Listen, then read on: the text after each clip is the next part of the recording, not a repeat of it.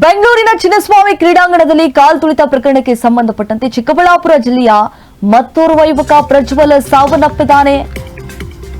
ಚಿಂತಾಮಣಿ ತಾಲೂಕಿನ ಗೋಪಲ್ಲಿ ಗ್ರಾಮದ 25 ವರ್ಷದ ಪ್ರಜ್ವಲ್ ಸಾವನ್ನಪ್ಪಿರುವಂತದ್ದು. ಯಲಹಂಕದ ಖಾಸಗಿ ಕಂಪನಿಯಲ್ಲಿ ಕೆಲಸ ಮಾಡಿಕೊಂಡಿದ್ದ. ನೆನೆ ಕಾಲ್ತುಳಿತ ಪ್ರಕರಣದಲ್ಲಿ ಪ್ರಜ್ವಲ್ ಅನ್ನುವಂತಹ ಯುವಕ 25 ವರ್ಷದ ಯುವಕ ಮೃತಪಟ್ಟಿದ್ದಾನೆ. ಚಿಂತಾಮಣಿ ತಾಲೂಕು ಗೋಪಲ್ಲಿ ಗ್ರಾಮಕ್ಕೆ ಪ್ರಜ್ವಲ್ ಮೃತದೇಹ ಆಗಮಿಸಿದೆ. ಇವತ್ತು ಮಧ್ಯಾಹ್ನ ಗೋಪಲ್ಲಿ ಗ್ರಾಮದಲ್ಲಿ ಪ್ರಜ್ವಲ್ ಅಂತ್ಯ ಸಂಸ್ಕಾರವನ್ನು ಕೂಡ ನೆರವೇರಿಸಲಾಗುತ್ತೆ.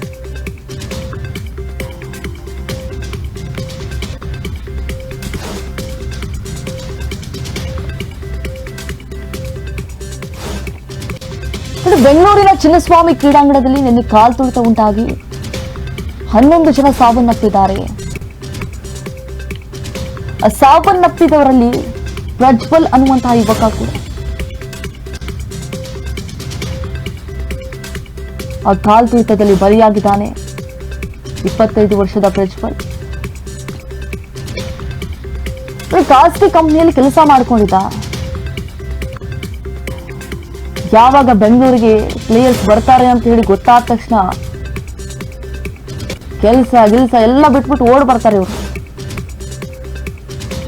ನಿನ್ನೆ ನೂಕುನುಗ್ಗಲು ಉಂಟಾಗಿ ಆ ಕಾಲ್ತುಳಿತದಲ್ಲಿ ಬಲಿಯಾಗಿದ್ದಾನೆ 25 ವರ್ಷದ ಪ್ರಜ್ವಲ್. ಆತನ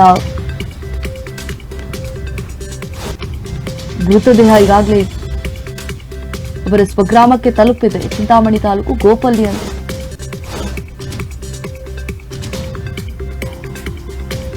ಇವತ್ತು ಮಧ್ಯಾಹ್ನ ಗೋಪಲ್ಲಿ ಗ್ರಾಮದಲ್ಲಿ ಪ್ರಜ್ವಲ್ ಅಂತ್ಯ ಸಂಸ್ಕಾರವನ್ನು ಕೂಡ ನೆರವೇರಿಸಲಾಗುತ್ತೆ. ನೋಡಿ, ದೃಶ್ಯದಲ್ಲಿ ಗಮನಿಸ್ತಾ ಇದ್ದೀವಿ. ಇದೇ ಯುವಕ ಖಾಸಗಿ ಕಂಪನಿಯಲ್ಲಿ ಕೆಲಸ ಮಾಡಿಕೊಂಡಿದ್ದ. ಸತತವಾಗಿ 18 ವರ್ಷದ ಕನಸು ನನಸಾಗ್ತಾ ಇದ್ದಂತೆ